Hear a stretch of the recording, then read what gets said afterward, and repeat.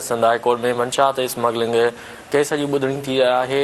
अदालत ANF जी सज़ा वधाइण वारी दरख़्वास्त क़बूल करे वरिती। अदालत जवाबदार शहबाज़ जी सज़ा 7 सालनि खां वधाए 10 साल करे छॾी। अव्हां खे आगाह करे रहिया आहियूं।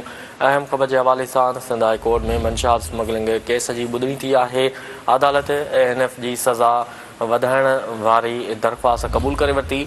अदालत जवाबदार शहबाज़ जी सज़ा 7 सालनि मां वधाए 10 साल करे छॾी। अव्हां खे आगाह करे रहिया आहियूं। अहम ख़बर जे हवाले सां त सिंध हाई कोर्ट में मंशात स्मगलिंग केस जी ॿुधणी थी आहे। अदालत ANF जी सज़ा वधाइण वारी दरख़्वास्त क़बूल करे वरिती। अदालत जवाबदार शहबाज़ जी सज़ा 7 सालनि खां वधाए 10 साल करे छॾी। सिंध हाई कोर्ट में मंशात स्मगलिंग केस जी ॿुधणी थी आहे। अदालत ANF जी सज़ा वधाइण वारी दरख़्वास्त क़बूल करे वरिती। अदालत जवाबदार शहबाज़ जी सज़ा 7 सालनि खां वधाए 10 साल करे छॾी।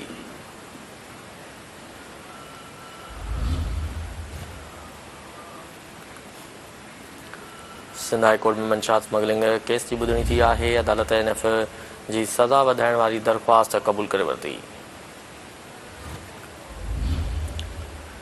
अदालत जवाबदार शहबाज़ जी सज़ा 7 सालनि खां वधाए 10 साल करे छॾी।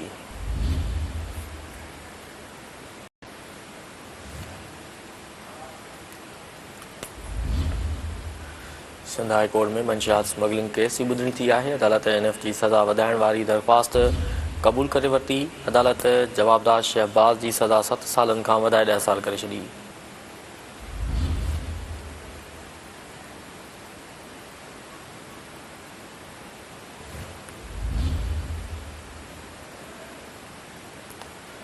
सिंध हाई कोर्ट में मंशात स्मगलिंग केस जी ॿुधणी थी आहे। अदालत ANF जी सज़ा वधाइण वारी दरख़्वास्त क़बूल करे वरिती। अदालत जवाबदार शहबाज़ जी सज़ा 7 सालनि खां वधाए 10 साल करे छॾी।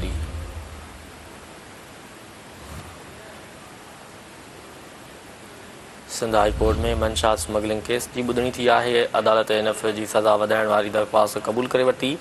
अदालत जवाबदार शहबाज़ जी सज़ा 7 सालनि खां वधाए 10 साल करे छॾी।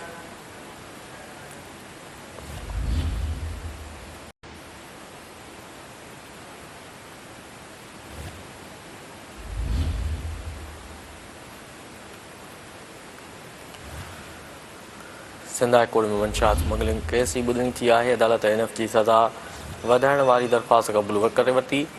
अदालत जवाबदार शहबाज़ जी सज़ा 7 सालनि खां वधाए 10 साल करे छॾी। तफ़सील मालूम कंदासीं। टेलीफोन ते मौजूदु आहे कराची खां सिंध TV रिपोर्टर सिकंदर भुट्टो। जी सिकंदर, सिंध हाई कोर्ट में मंशात स्मगलिंग जी केस जी ॿुधणी थी आहे, हिन बाबति आगाह कजो।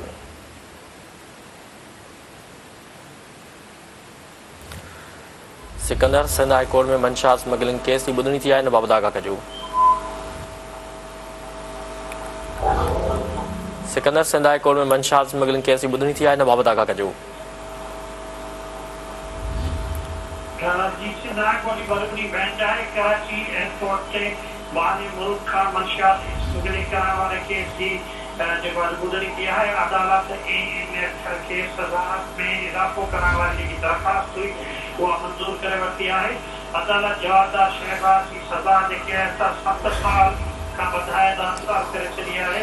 ट्रायल कोर्ट में जेको आहे मुंसिपाणो ट्रायल न थियो आहे, तंहिं करे इंसाफ़ जी फरहमी कई वञे। वकील जो इहो चवणु हो। वकील चयो त रज़ाकाराना तौर ते जेके जवाबदार आहिनि उन्हनि इहो इतराफ़ कयो आहे। प्रोसिक्यूटर जेको आहे त ANF जो अदालत में अहिड़ो चवणु हो। अदालत चयो त रिकॉर्ड मुताबिक़ जवाबदार खे इतराफ़ जुर्म सां दबाव या ग़लतफ़हमी जो अनसर नथो मिले। अदालत इहो बि चयो त जवाबदार मंशियात खे ॿाहिरि मुल्क स्मगलिंग करण जी कोशिशि करे रहियो हो। अदालत इहो बि चयो त जवाबदार जेको आहे त उहो बैन अक़वामी नौइयत जो जेको आहे त जुर्म कंदो आहे ऐं उहो सख़्तु जुर्म आहे। ऐं अदालत इहो बि चयो त इहो इबरतनाक सज़ा जेकी आहे त उहा ज़रूरी आहे।